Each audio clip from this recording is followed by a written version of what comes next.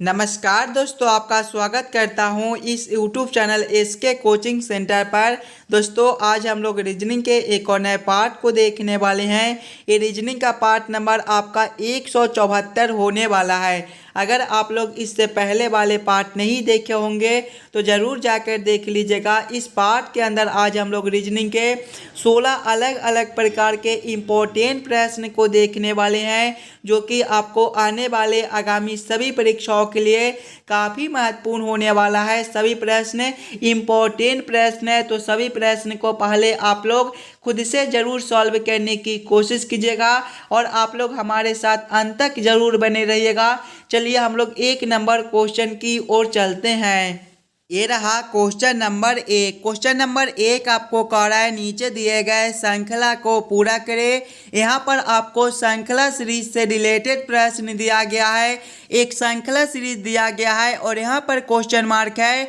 इस वाले question mark पे आपका कौन सा संख्या भरा जाएगा, ये आप लोगों से पूछ रहा है। सबसे पहले आप लोग वीडियो को रोककर खुद से ज़रूर सॉल्व करने की कोशिश कीजिएगा। अगर आप लोग श्रृंखला को ध्यान से देखिएगा तो देखिए, पहले आपका 1 दिया गया है, 1 के आगे आपका 16 है, 16 के आगे आपका 81 दिया गया है, 81 के आगे आपका 256 दिया गया है, 256 के आगे आपका 625 दिया गया है और इसके आगे आपका क्वेश्चन मार्क दिया हुआ है। अगर आप लोग ध्यान से देखिएगा सभी संख्या को, तो ये सभी संख्या जो है आपके किसी न किसी संख्या के स्क्वायर दिया हुआ है। जैसे कि 1 जो है ये आपका 1 का स्क्वायर होता है, 16 जो है ये आपका 4 का स्क्वायर बनता है, 81 जो है ये आपका 9 का स्क्वायर बनता है, 256 जो है ये आपका 16 का स्क्वायर होता है, 625 जो है ये आपका 25 का स्क्वायर होता है और आगे आपका क्वेश्चन मार्क है। ध्यान से देखिएगा, 1 का स्क्वायर है, 4 का स्क्वायर है, 9 का स्क्वायर है, 16 का है, 25 का है और आगे आपका क्वेश्चन मार्क है। देखिए, 1 के बाद आपका 4 है, यहाँ पर आपका +3 है, 4 से आपका 9 हुआ है, +5 है, 9 से आपका 16 है, +7 है, 16 से आपका 25 है, +9 है और आगे आपका क्वेश्चन मार्क है। ध्यान से देखिएगा, +3 है, +5 है, +7 है, +9 है, यानी कि 2 बढ़ा दिया गया है। तो अगला जो है वो आपका +11 का हो जाएगा, यानी कि जब हम लोग 25 + 11 करेंगे तो ये आपका 36 होता है। ये जो है ये आपका 36 का स्क्वायर हो जाएगा। 36 का स्क्वायर आपका कितना होता है? 36 का स्क्वायर जो है ये आपका 1296 होता है। 1296 आपका ऑप्शन नंबर डी में दिया हुआ है, जो कि आपका सही उत्तर बन जाएगा। इस वाले क्वेश्चन मार्क पे आपका 1296 भरा जाएगा। क्लियर है? चलिए अगले प्रश्न की ओर हम लोग चलेंगे, क्वेश्चन नंबर 2 की ओर।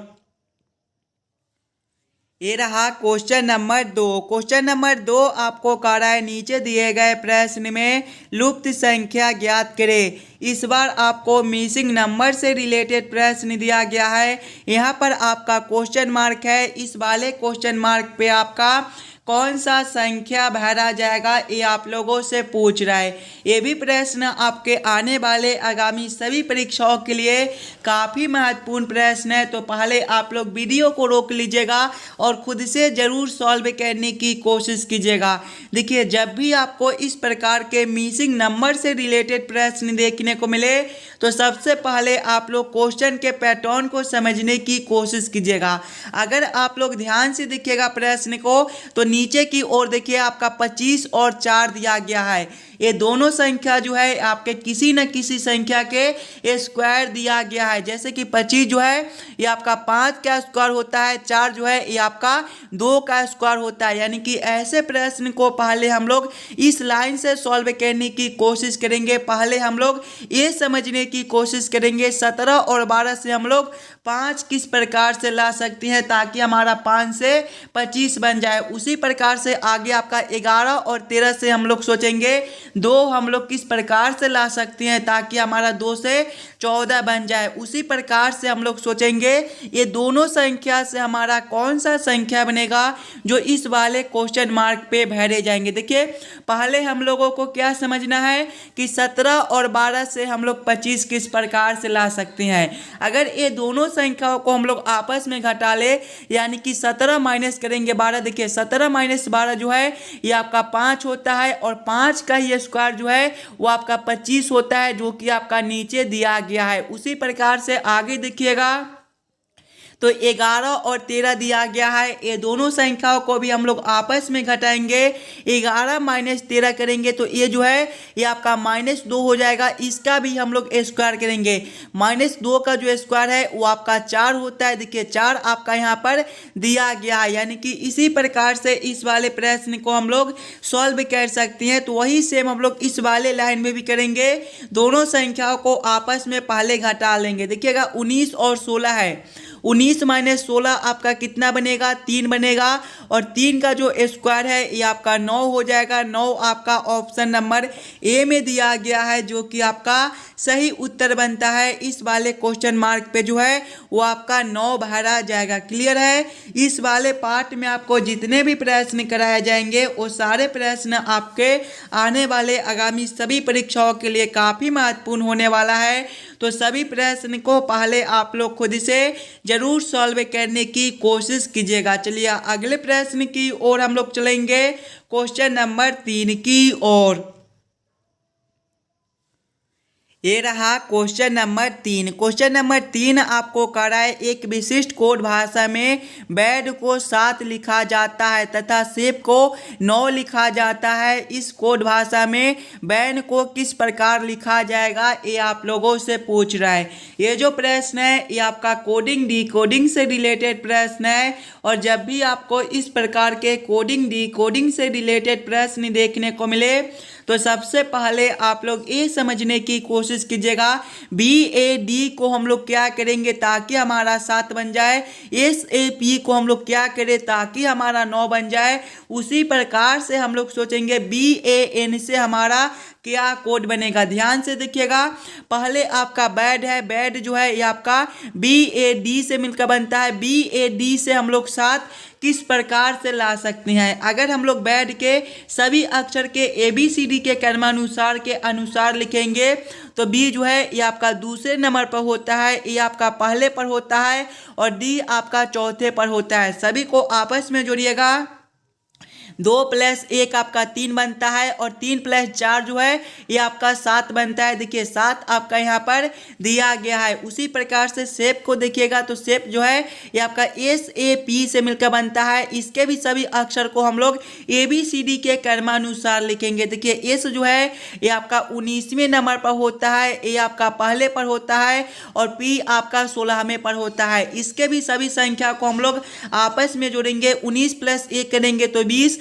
और 20 + 16 जो है ये आपका 36 होता है। लेकिन यहाँ पर देखिए आपका 9 दिया गया है। अगर आप लोग ध्यान से देखिएगा 36 को, तो 36 जो है ये आपका 3 और 6 से मिलकर बनता है, यानी कि हम लोग 36 के दोनों संख्याओं को अगर आपस में जोड़ते हैं यानी कि 3 + 6 करते हैं तो ये आपका 9 बनता है। देखिए 9 आपका यहाँ पर दिया गया है। उसी प्रकार से बैन को देखिएगा तो बैन जो है आपका BAN से मिलकर बनता है। इसके भी सभी अक्षर को पहले हम लोग ABCD के क्रमानुसार लिखेंगे तो B जो है ये आपका दूसरे नंबर पर होता है, ये आपका पहले पर होता है और N जो है ये आपका 14वें पर होता है। सभी को आपस में जोड़िएगा, 2 + 1 आपका 3 होता है और 3 + 14 जो है ये आपका 17 होता है। ध्यान से देखिएगा 36 आपका 2 संख्याओं वाला था तो दोनों संख्याओं को आपस में जोड़ लिए थे।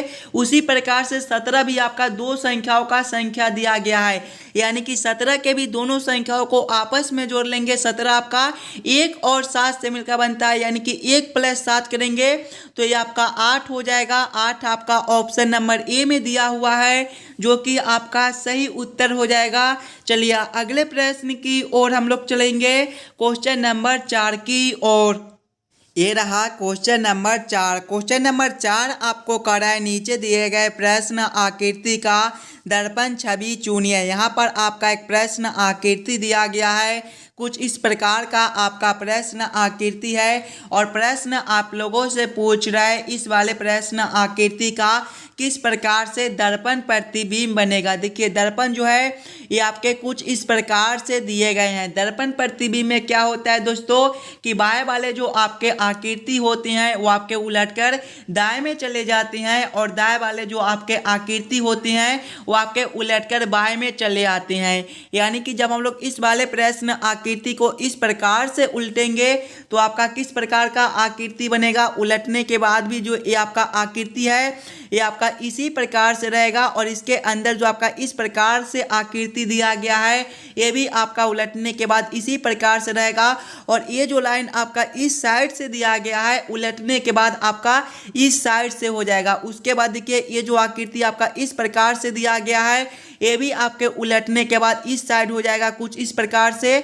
और ये जो आपके नीचे वाले आकृति दिए गए हैं ये भी आपके इस साइड से हो जाएंगे कुछ इस प्रकार से। इस प्रकार का उत्तर आकृति देखिएगा आपका कौन सा ऑप्शन में दिया हुआ है। इस प्रकार का उत्तर आकृति आपका ऑप्शन नंबर सी में दिया हुआ है जो कि आपका सही उत्तर बनता है। इस वाले प्रश्न आकृति का दर्पण छवि आपका ऑप्शन नंबर सी में दिया गया है। चलिए अगले प्रश्न की ओर हम लोग चलेंगे, क्वेश्चन नंबर 5 की ओर।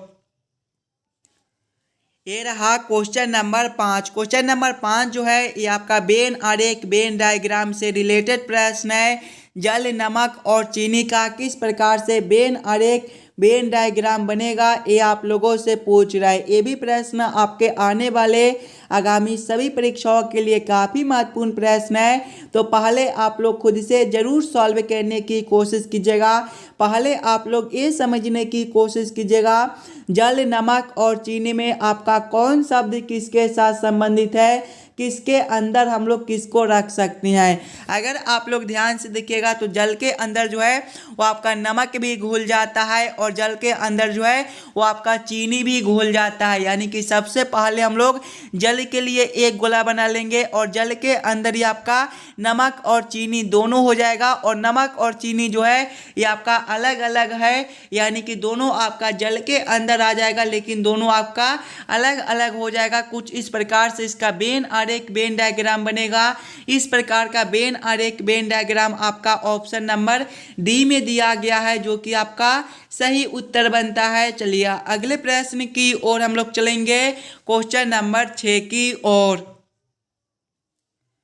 ये रहा क्वेश्चन नंबर 6। क्वेश्चन नंबर 6 आपको कह रहा है नीचे दिए गए प्रश्न में संबंधित शब्द को चुनिए। इस बार आपको संबंधित शब्द चुनने के लिए बोला जा रहा है। प्रश्न आपको कह रहा है जिस प्रकार से लाभ का संबंध हानि के साथ है उसी प्रकार से आप लोगों से पूछ रहा है दुख का संबंध कौन सा शब्द के साथ होगा जो इस वाले क्वेश्चन मार्क पे भरे जाएंगे। सबसे पहले आप लोग ये समझने की कोशिश कीजिएगा लाभ से हानि आपका किस प्रकार से संबंधित है, लाभ से हानि किस प्रकार से लिखा हुआ है, उसी प्रकार से आप लोग सोचिएगा दुख से आपका कौन सा शब्द बनेगा जो इस वाले क्वेश्चन मार्क पे भरे जाएंगे। अगर आप लोग ध्यान से देखिएगा तो लाभ का जो विलोम शब्द होता है वो आपका हानि होता है।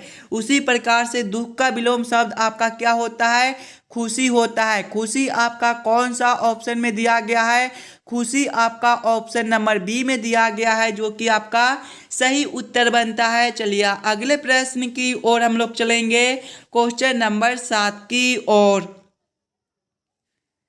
ये रहा क्वेश्चन नंबर 7। क्वेश्चन नंबर 7 आपको कह रहा है यदि 6A 7B 3 बराबर 60 तथा 11A 9B 6 बराबर 165 हो तो 10A 11B 5 बराबर क्वेश्चन मार्क। इस वाले क्वेश्चन मार्क पे आपका कौन सा संख्या भरा जाएगा ये आप लोगों से पूछ रहा है। इस वाले पार्ट में आपको जितने भी प्रश्न कराए जाएंगे वो सारे प्रश्न आपको आने वाले आगामी सभी परीक्षाओं के लिए काफ़ी महत्वपूर्ण प्रश्न है। तो पहले आप लोग सभी प्रश्न को खुद से ज़रूर सॉल्व करने की कोशिश कीजिएगा।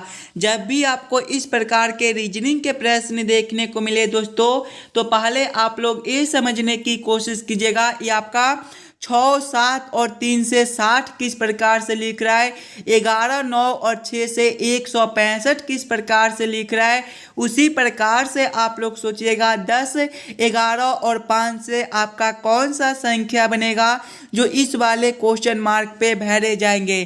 देखिए यहाँ पर आपका किसी भी प्रकार का सिंबल दे दे, ए का दे दे, हाथ का दे दे, स्टार का दे दे, गुना का दे दे, भाग का दे दे, उससे हमें कोई मतलब नहीं है। बस हम लोगों को ये समझना है कि हम लोग 6, 7 और 3 से 60 किस प्रकार से ला सकते हैं। सभी बच्चे अपना दिमाग लगाइएगा, 6, 7 और 3 से हम लोग 60 किस प्रकार से ला सकते हैं। अगर हम लोग सबसे पहले पहला संख्या गुना करेंगे हम लोग दूसरा संख्या प्लस तीसरा संख्या, यानी कि 7 प्लस करेंगे 3 तो आपका कितना हो जाएगा। देखिए 6 गुना करेंगे 7 प्लस 3 जो है ये आपका 10 होता है। 6 गुना 60 जो 6 गुना 10 जो है ये आपका 60 होता है। 60 आपका यहाँ पर दिया हुआ है। उसी प्रकार से आगे देखिएगा तो पहला संख्या आपका 11 है, गुना करेंगे दूसरा संख्या प्लस तीसरा संख्या, यानी कि 9 प्लस करेंगे 6, 9 प्लस 6 जो है ये आपका 15 होता है। 11 गुना करेंगे 15 तो ये जो है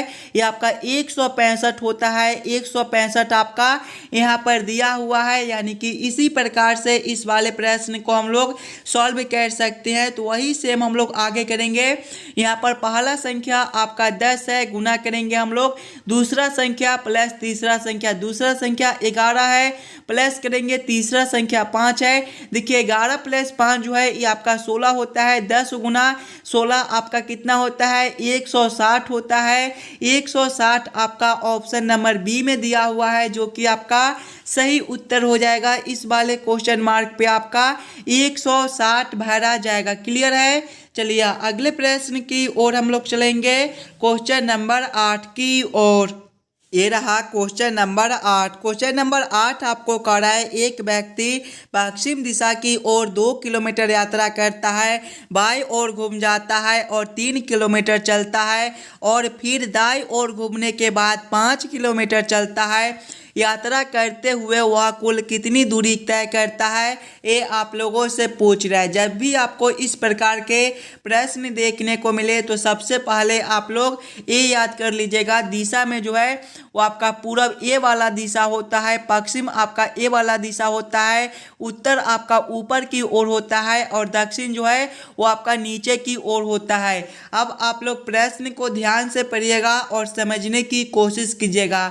देखिए प्रश्न पहले आपको कह रहा है एक व्यक्ति पश्चिम दिशा में 2 किलोमीटर यात्रा करता है। देखिए पश्चिम आपका ए वाला दिशा है, यानी कि पहले वह ए वाला दिशा में 2 किलोमीटर चलता है। आगे प्रश्न को पढ़िएगा, बाईं ओर घूम जाता है और 3 किलोमीटर चलता है, यानी कि यहाँ से जब वह बाईं ओर घूमेगा तो इसका दिशा जो है दक्षिण की ओर हो जाएगा, यानी कि दक्षिण दिशा में वह 3 किलोमीटर चलता है। आगे प्रश्न को पढ़िएगा, फिर दाईं ओर घूमने के बाद 5 किलोमीटर चलता है, यानी कि यहाँ से वह फिर से दाईं ओर घूम जाता है। दाईं ओर जो है ए वाला दिशा, यानी कि ए वाला दिशा में वह 5 किलोमीटर चलता है। आगे प्रश्न को पढ़िएगा, यात्रा करते हुए वह कुल कितनी दूरी तय करता है, ये आप लोगों से पूछ रहा है। देखिए पहले तो आपका 2 किलोमीटर दिया गया है, प्लस करेंगे उसके बाद 3 किलोमीटर चलता है, प्लस करेंगे उसके बाद 5 किलोमीटर चलता है, प्लस करेंगे 2 प्लस 3 आपका 5 होता है और 5 प्लस 5 आपका 10 होता है, यानी कि वह टोटल 10 किलोमीटर दूरी तय करता है। 10 किलोमीटर आपका ऑप्शन नंबर ए में दिया हुआ है, जो कि आपका सही उत्तर हो जाएगा। चलिए अगले प्रश्न की ओर हम लोग चलेंगे, क्वेश्चन नंबर 9 की ओर। ये रहा क्वेश्चन नंबर 9। क्वेश्चन नंबर 9 आपको कह रहा है नीचे दिए गए प्रश्न में विषम संख्या को पहचान करें। इस बार आपको विषम संख्या चुनने के लिए बोला जा रहा है। जब भी आपको विषम संख्या चुनने के लिए बोले तो सबसे पहले आप लोग चारों ऑप्शन को ध्यान से देखिएगा और समझने की कोशिश कीजिएगा। ये चारों ऑप्शन में आपका सबसे अलग ऑप्शन कौन सा दिया हुआ है। जो ऑप्शन आपका सबसे अलग होगा वही ऑप्शन आपका सही उत्तर हो जाएगा। ध्यान से देखिएगा तो ऑप्शन ए में 2 है, ऑप्शन बी में 3 3 है, ऑप्शन सी में 12 है और ऑप्शन डी में आपका 24 है। देखिए 2, 12 और 24 जो है ये आपका सम संख्या दिया हुआ है, जबकि 3 जो है ये आपका एक विषम संख्या, यानी कि सबसे अलग ऑप्शन आपका बी बनता है, यानी कि क्वेश्चन नंबर 9 का आपका ऑप्शन नंबर बी जो है सही उत्तर हो जाएगा। चलिए अगले प्रश्न की ओर हम लोग चलेंगे, क्वेश्चन नंबर 10 की ओर।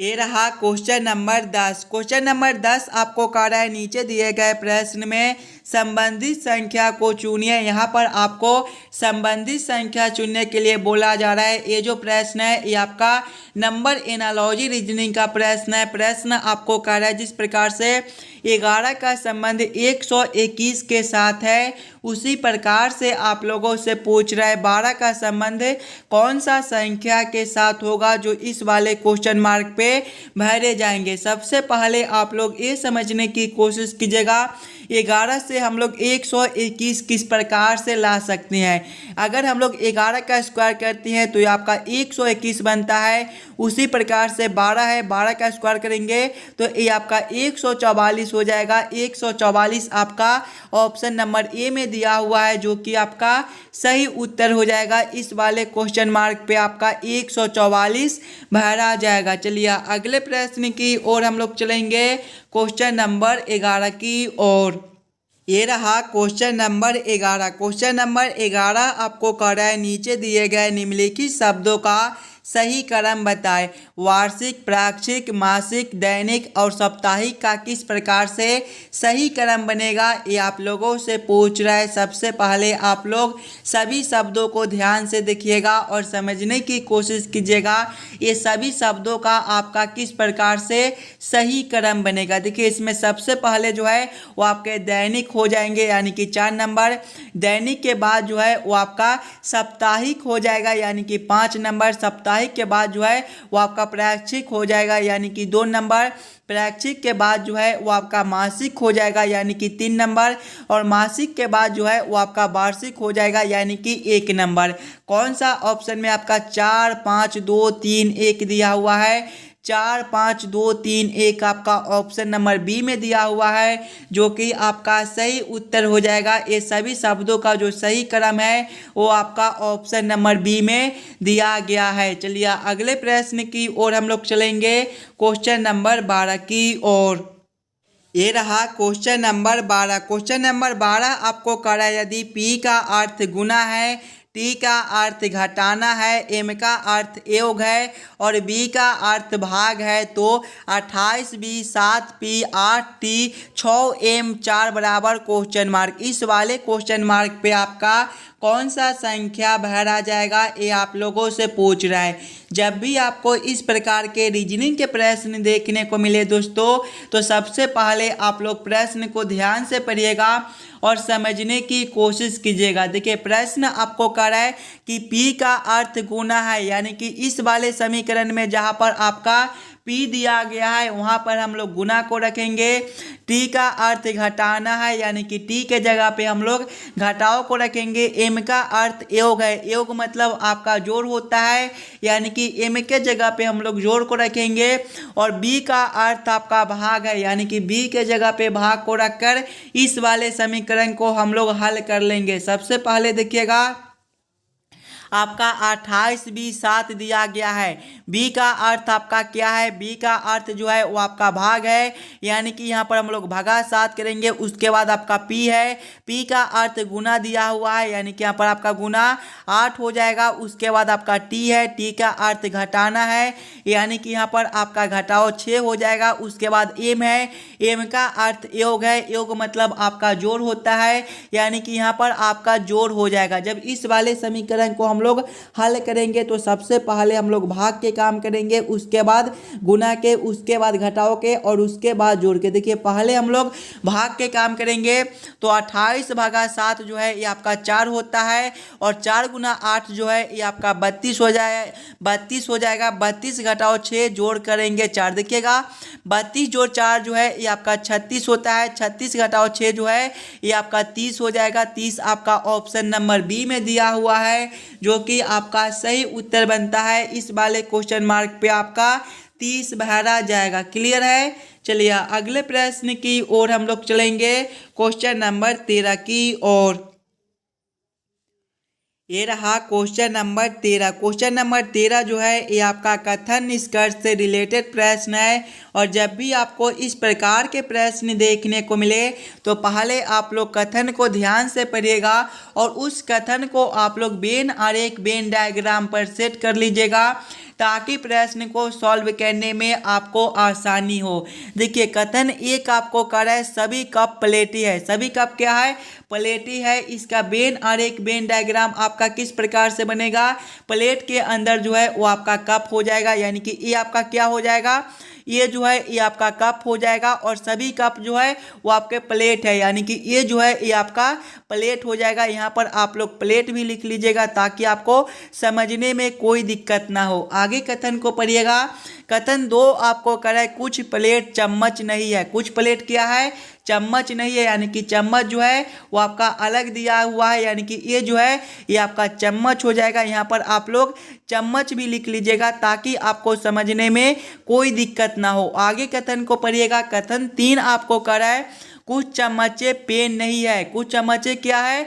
पेन नहीं है, यानी कि पेन भी जो है वो आपका अलग दिया हुआ है। ये जो है ये आपका पेन हो जाएगा। यहाँ पर आप लोग पेन भी लिख लीजिएगा ताकि आपको समझने में कोई दिक्कत ना हो। अब आप लोग इस वाले वेन आरेख वेन डायग्राम के आधार पर निष्कर्ष को सही या फिर गलत कीजिएगा।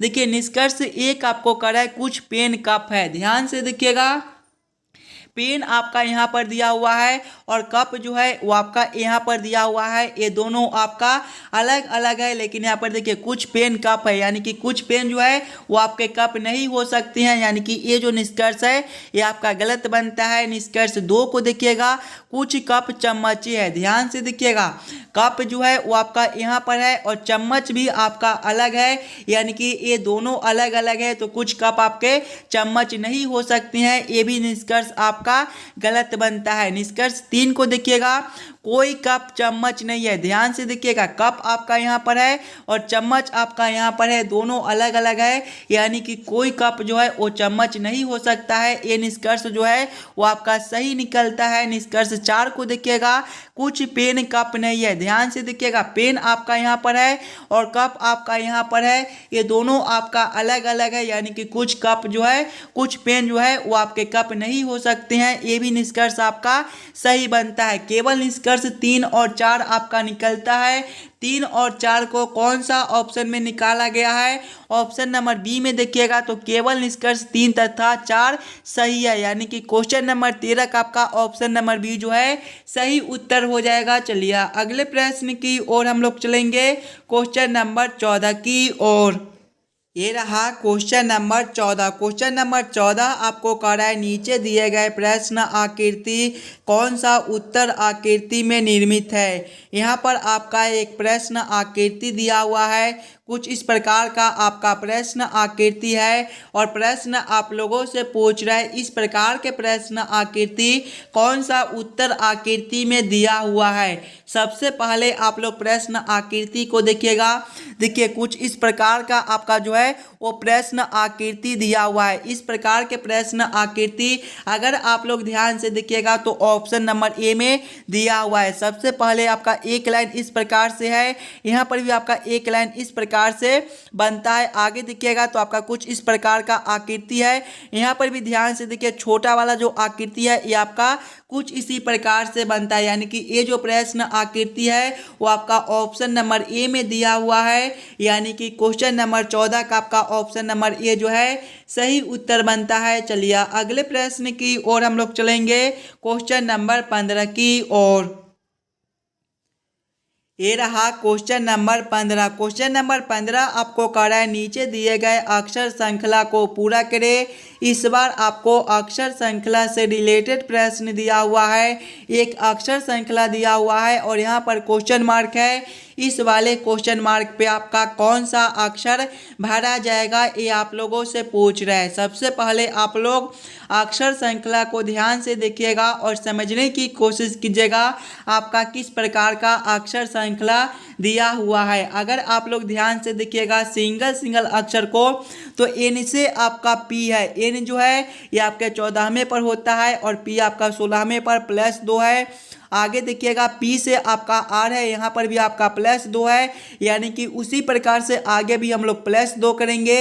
आर आपका 18वें पर होता है, 18 + 2 आपका 20 और 20वें पर आपका टी होता है, यानी कि यहाँ पर जो है पहला अक्षर आपका टी भरा जाएगा। दूसरे वाले अक्षर के लिए दूसरे वाले अक्षर से देखिएगा तो ओ से आपका क्यू है +2 है। आगे देखिएगा क्यू से आपका एस है +2 है, यानी कि आगे भी हम लोग +2 करेंगे।